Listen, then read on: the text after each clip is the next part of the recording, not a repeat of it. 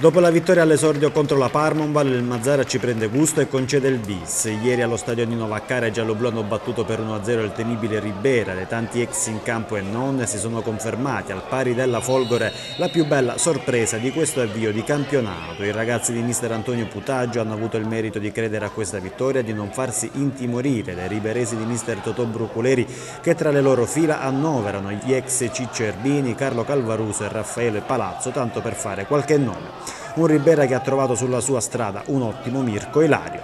Dopo una fase iniziale in cui non succede nulla di eclatante, all'11° il Ribera a farsi vedere in avanti. Un altro ex giallo-blu, Ciancimino, batte un calcio di punizione, la palla arriva in area a Erbini che per poco non beffa l'estremo difensore mazzarese.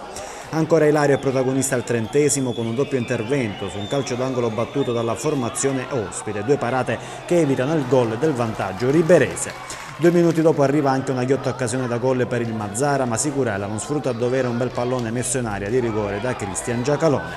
Prima della fine del primo tempo c'è anche spazio al 34° per le proteste del Ribera per un presunto fallo di mano in aria commesso da un giocatore giallo-blu per respingere una punizione dal limite calciata da un giocatore ospite.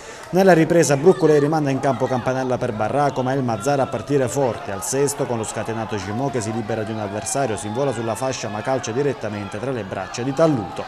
2 minuti dopo risponde il Ribera con l'ex Calvaruso, ma il suo tiro viene parato piuttosto facilmente da Ilario. La cronaca ci porta poi al 30°, ancora il solito Gimò entra in aria e serve il neoentrato Saberre che ci prova di tacco ma non sorprende l'esperto portiere del Ribera. Passa un minuto e sempre dalla destra ci prova questa volta Russo che lascia partire un buon tiro che impegna il numero 1 riberese che respinge.